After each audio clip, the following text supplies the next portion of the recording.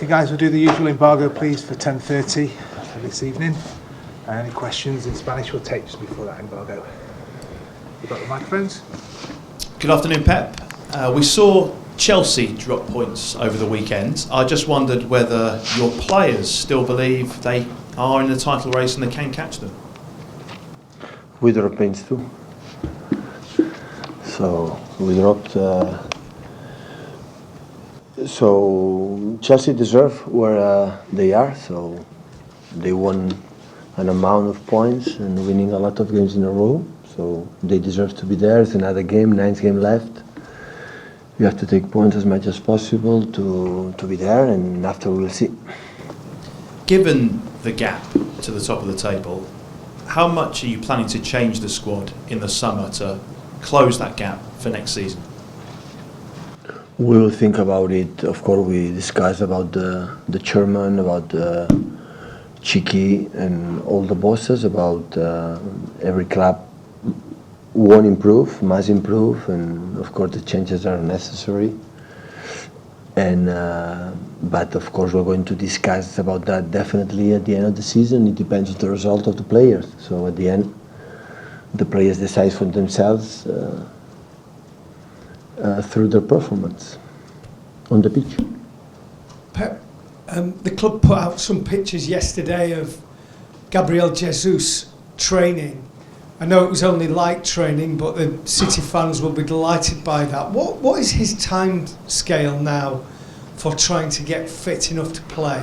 Well, yesterday is the first day I start to go to the pitch to run and walk. I didn't see him run and walk, so I don't know exactly how many weeks he needs to come back, but it's I think it's at the end of the part of their process, his process to come back. So we will see, but hopefully it can help us in the last games of the season. And the last time you played Chelsea, you ended up with 2 men being sent off in injury time. Sergio Aguero in particular seems to have a bit of an issue with David Luiz. It's happened a few times. Is there a need for him just to remain calm because you'll have more of a chance of winning if your best striker is on the pitch? Wow, we can talk about Sergio for many things, but we are not going to talk about Sergio. He's not calm. We're not going to say that Sergio Aguero is a dangerous player, please. So what happened in that game, it happened many things. So it was 1-0 up. We create unbelievable chances to go 2-0, 3-0. Another circumstances that we cannot control that were amazing. It happened, and after the reaction, what happened with Sergio, and after with Fernandinho, our frustration what happened on the pitch in that moment, because Fernandinho is another guy who scored, of course, is aggressive, but is one of the sweetest and nicest guys I ever met. So, and after that, what happened, but Sergio and Fernandinho in that cases, they are nice guys. And the way we want to play, and the way we try to play, I think there's no doubts about that. Hi, Pep. After the Arsenal game, you said that you didn't think your side was ready to handle being 1-0 ahead. I just wondered if you could expand on that and sort of say what exactly you mean and what you're looking for against Chelsea if you do go ahead.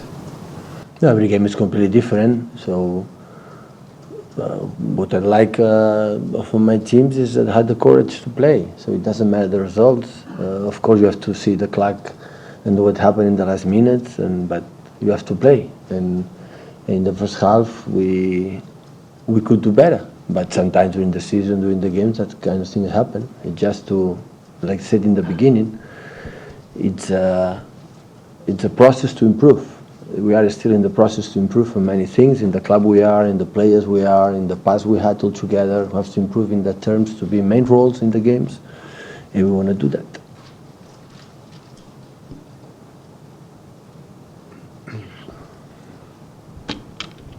Hi Pep. Jesus Navas played at right back at Arsenal. Are there still injury concerns over Bakary and Pablo? Bakary is out 2 or 3 weeks more. So Pablo's is okay, he's fit. questions for the embargo in English?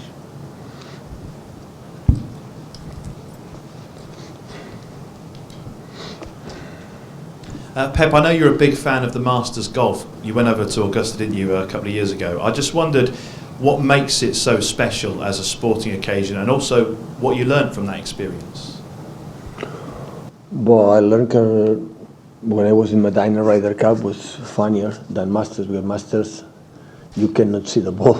Absolutely, so many people, the crowd, or you stay in one hole all the time. If you want to look around and follow one player, it's impossible. When you arrive, you cannot see it.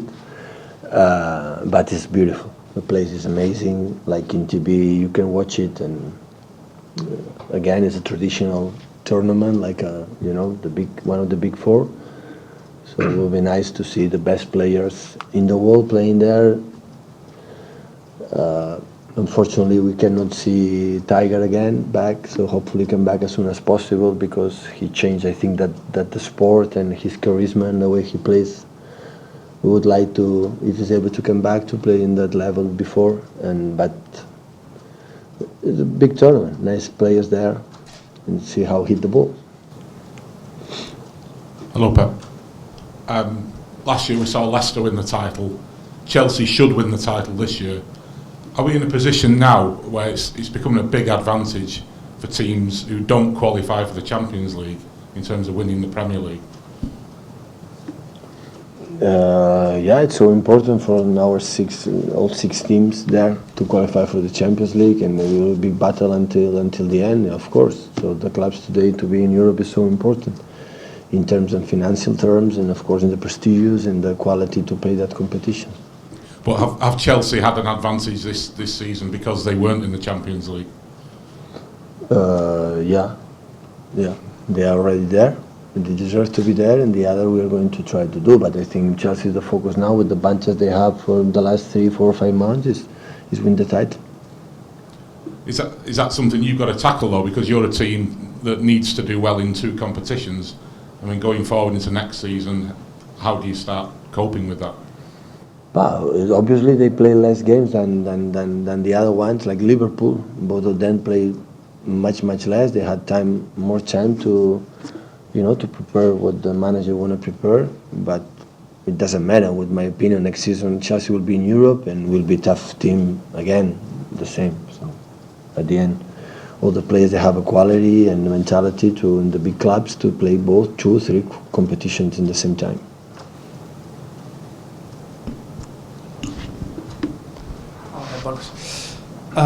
El partit de principi de temporada al Camp Nou contra el Barça, vas dir que seria un partit que us podria dir en quin moment esteu dins del vostre procés, aquesta evolució que s'ha de fer.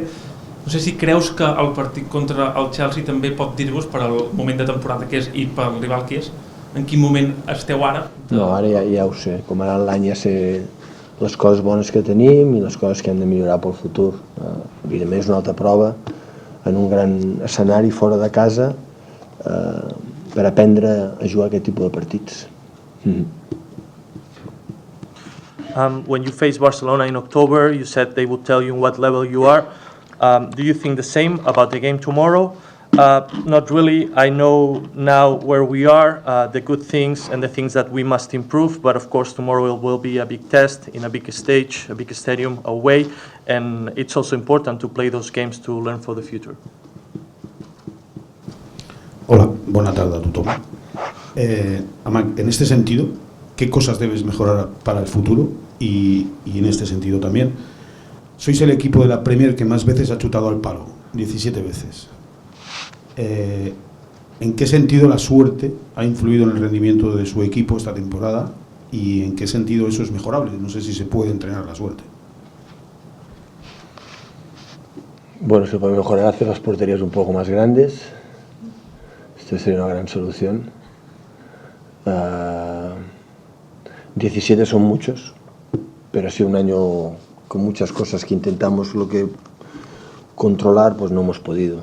Ha habido muchas cosas que han influido y creo que el partido del Chelsea fue un claro ejemplo de muchas cosas que nosotros no podemos controlar, que pasaron y que nos penalizaron mucho. Y ha sido un año muchas cosas de estos. Mejorar siempre se puede mejorar, desde el entrenador hasta los jugadores, y mejorar básicamente en el juego y en las áreas. Creo que en las áreas no hemos sido lo suficientemente sólidos durante todo el año. ¿Pero creéis que habéis tenido mala suerte? El entrenador nunca puede... Siempre tiene que buscar la razón por la cual puedes mejorar. Si la razón es la suerte, ya no trabajas. Cuando eres muy superior, la suerte interviene menos. Cuando eres menos superior, pues la suerte interviene más. Yo he estado en equipos donde la suerte, el azar no intervenía nunca, porque éramos muy superiores. Cuando no lo eres, pues interviene más. Las decisiones de los árbitros influyen más y son más importantes. Los palos, todas estas cosas. Por eso lo que puedes hacer es controlar, como no van a hacer las porterías más grandes, controlar, hacer mejores cosas. Related to the last question, what things can you improve for the future? And another question, Manchester City this season is the team with more posts. It's just lack that influence in the performance, that lack good bad luck in the post. Well, there's a lot of things we can improve with the post. One thing would be the make goals bigger, but it's not going to happen. 17 posts is a lot this season, but basically this year a lot of things we wanted to control, but we couldn't in the end. For example, the game against Chelsea here was a big example. We wanted to control some parts of the game, but some things weren't away of our out of control. There's a lot of things we can improve always, the players, the coach, in our way of play, in the boxes especially, I've told it before. And managers always look to improve, things for improve, and we want to look for the reason behind what we have to improve. We don't want to focus on luck or good luck or bad luck. If you guys run the embargo, please, for 10:30 this evening.